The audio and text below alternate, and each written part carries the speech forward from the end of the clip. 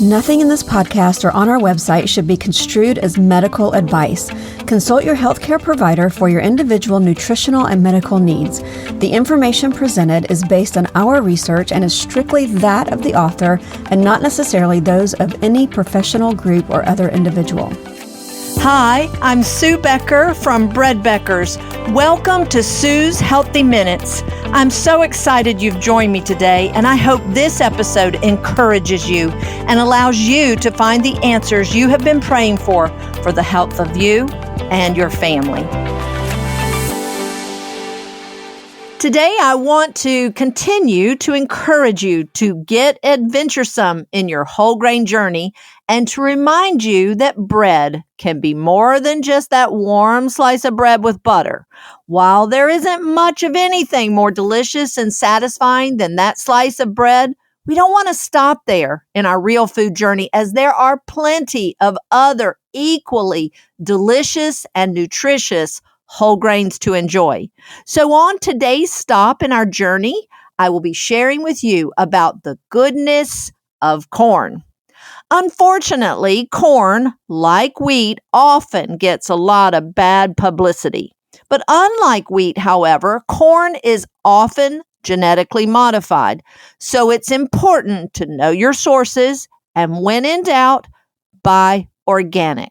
Corn is also often at the top of the list of allergic foods for some people, but I hope you will hang in there with me today and learn just how nutritious and delicious corn can be, and maybe even give it a try. Perhaps you will find it is the corn components that are often found in so many processed foods that causes the adverse reactions, and hopefully not the corn itself. Corn is perhaps the most familiar of all the grains after wheat and is definitely one of the most unique foods in our diet today. Why? Because corn is a grain as well as a vegetable. It's a snack food, a main cereal ingredient, a source of oil, a source of sweeteners, and even fuel. And unfortunately, shows up in some adulterated form in most of our processed foods. But just like with our bread, we do not want to let what food manufacturers have done to this amazing food keep us from enjoying the real thing. Now, most Americans are at least somewhat familiar with the role corn played in the lives of our first settlers. The English settlers who first arrived in Virginia in 1607 lacked both the skills or interest in farming. England was to provide the food while these settlers sought the natural riches of the New World. But the boats from England didn't arrive, and thankfully, God provided through the kindness of the Native Americans already living in the area. To prevent the settlers from starving, they not only provided corn for them to eat, but tried to teach them how to grow corn for themselves. It would take roughly 2 years for the settlers to learn this valuable skill. Then in 1620, pilgrims arriving in Cape Cod fully expected to buy corn from the natives already living in the area. But those natives, too, shared their knowledge of farming with these early settlers. Soon, these farming techniques spread throughout the 13 colonies as other settlers to the New World learned from the beginning to grow corn, a crop unheard of in Europe. At America's first Thanksgiving celebration back in 1621, while sweet potatoes, cranberry sauce, and pumpkin pie were most probably not on the menu, corn certainly would have been. It was soon discovered that corn thrived much better than wheat on the prevalent sandy, drought-susceptible soil of the Atlantic coastal colonies, particularly the more southern areas. This may explain why corn, in the form of grits or cornbread, remains particularly popular in the southeastern United States. In Pennsylvania and New York, where soils were less sandy, wheat remained the more dominant crop. But as settlements moved westward, corn farmers led the way. These frontier farmers often grew corn continuously without fertilizer on newly cleared lands. When fields became less fertile from the constant farming of corn and crop yields were drastically less, many farmers simply continued to move westward. Others, however, would use smarter techniques such as crop rotation and fertilization with manure or fish refuse. It didn't take long for corn to make an impact throughout the new United States of America, and during World War I, corn played a major role in preventing food shortages on the home front as well as to our troops abroad. Corn was promoted as an alternative food to ensure that the wheat harvest could be conserved and shipped overseas to our soldiers. Corn's nutritional value was promoted, and foods like popcorn became even more popular.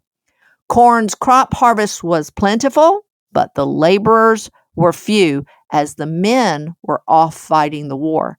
So volunteer organizations like the Women's Land Army were formed to help bring in the abundant harvest of corn. Interesting to note here that the Food and Drug Administration of the day encouraged Americans to plant gardens, raise animals, conserve food, and waste less, and do their part to assist in the war efforts. Not bad advice, even for today. And again, in World War II, when wheat was in short supply, the use of corn over wheat was again encouraged. Households learned to combine popcorn flour with their wheat flour in their baking to conserve the amount of wheat flour being used. Today, the U.S. is the largest producer, consumer, and exporter of corn in the world. And as a Southern girl, I sure do love me some cheesy corn grits, and a delicious slice of hot cornbread with butter, to me, is every bit as delicious as a slice of wheat bread. Now that I have filled your head with some corny history, let's get to know the types of corn available and the nutritional reasons why you want to add some corn to your real food menu. Sweet corn is perhaps the most familiar type of corn for us. It is picked when the kernels are still soft and immature. This is known as the milk stage. Corn picked and eaten in this stage is consumed as a vegetable rather than a grain. It can be cooked and eaten right off the cob, slathered in butter, of course. Well, maybe not slathered. Or it can be cut off the cob for creamed corn or whole kernel corn. Whole kernel corn is also delicious, added to the batter for muffins or cornbread for extra texture and flavor. Sweet corn, thankfully, is typically not genetically modified, but to be safe, know your source or buy organic. Corn consumed as a vegetable like this, however, can often be slightly difficult to digest for some people. Corn contains a good deal of the necessary fiber, which I speak so often about, to keep our bowels moving while making us feel full longer. And that's a good thing. But corn also has another type of fiber called cellulose, a type of insoluble fiber that most humans have some trouble breaking down, which can cause some abdominal discomfort and may cause the corn to pass right through you.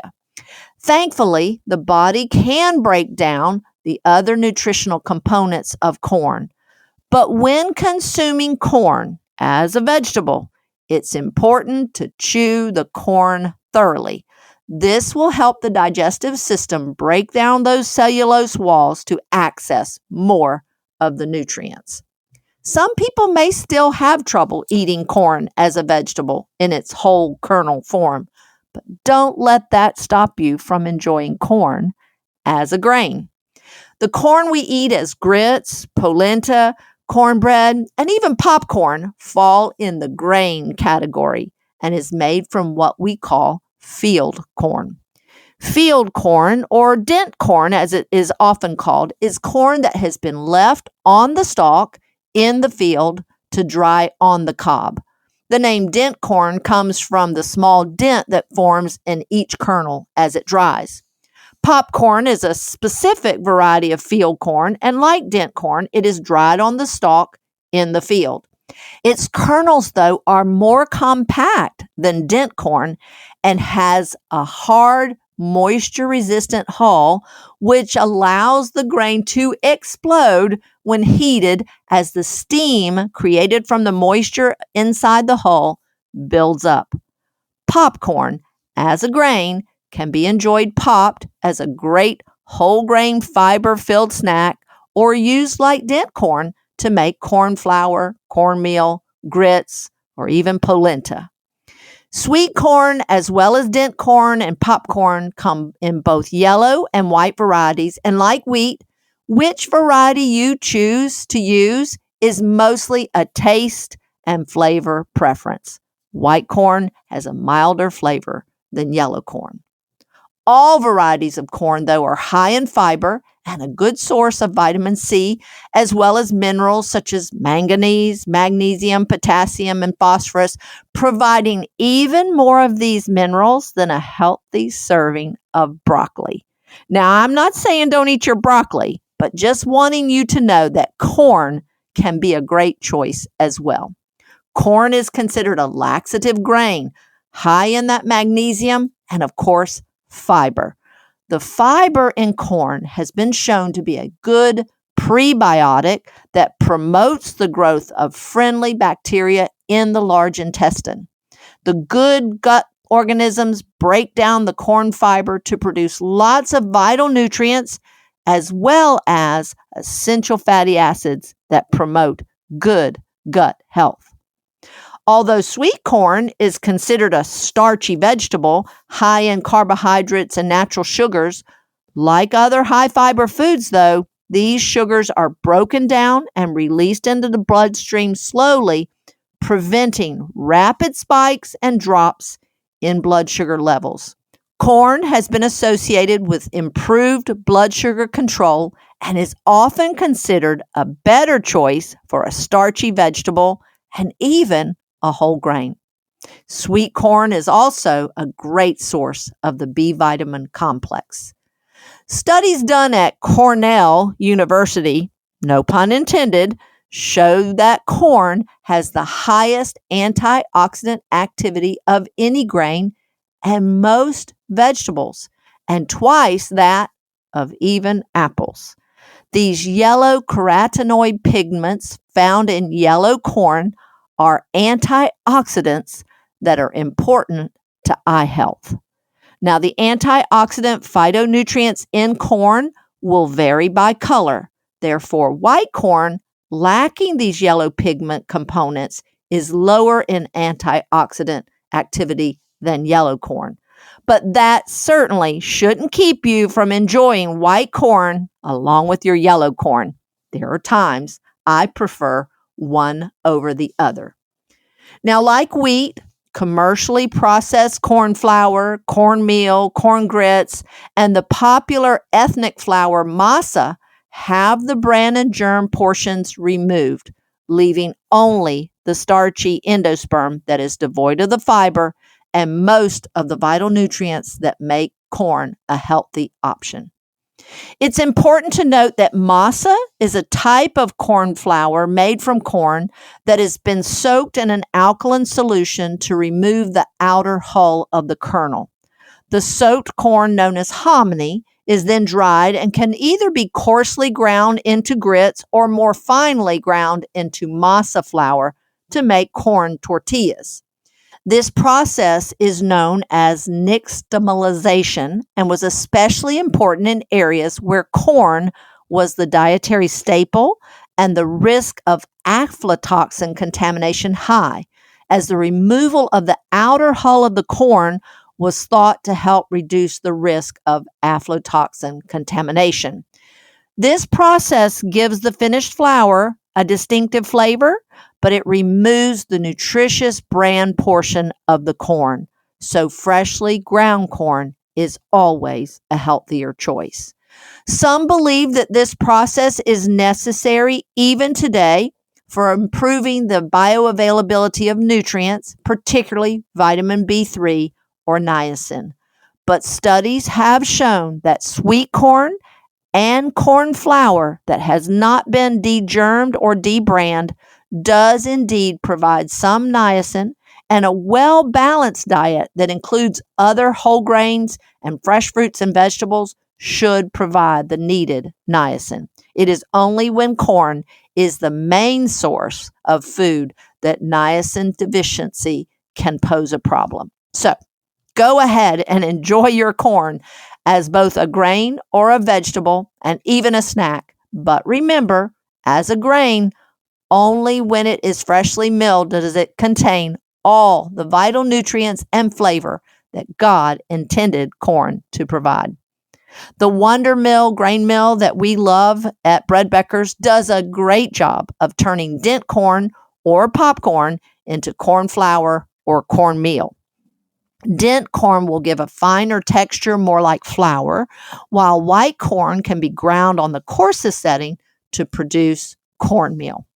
For freshly ground grits, all you need is a blender to coarse grind for a delicious treat that is full of flavor. Nothing like the pasty store-bought grits that have been completely stripped of their flavor and their goodness. For grits or Mexican-style cornbread or muffins, I enjoy the milder flavor of white corn, so the flavor of the added butter and cheese shine through. But for my good old Southern cornbread, yellow corn is my go-to. Field or dent corn is commonly genetically modified, so again, know your sources or always choose organic. At Bread Becker's, we do not sell any genetically modified grains or beans. We have both certified organic dent corn and popcorn and non-organic certified non-GMO corn in both yellow and white varieties. We package all of our corn in 2-pound bags, 1-gallon pails, or 6-gallon buckets. And you can find these all online at breadbeckers.com or come in our store. You can find some great corn recipes in my essential home ground flour book, including a unique yeast bread recipe with a rather colorful history. So you might want to check out my recipe for Anadama bread. Or simply substitute corn flour in your favorite muffin or waffle recipe for a savory twist. Your favorite chili served over a corn waffle is quite amazing. Try it. I think you will be pleasantly surprised. I hope these corny facts that I have shared with you today will inspire you to make corn one of your whole grain choices. Until next time, this is Sue Becker from Bread Becker's with Sue's Healthy Minutes. Sue's Healthy Minutes podcast has been a presentation by the Bread Beckers Incorporated located in Woodstock, Georgia. For more information, store hours, and learning opportunities, visit breadbeckers.com and follow us on Facebook and Instagram. Make sure to subscribe to this podcast and never miss an episode. Share this with 2 friends who would benefit from this information, and be sure to join us again next week for more of Sue's Healthy Minutes.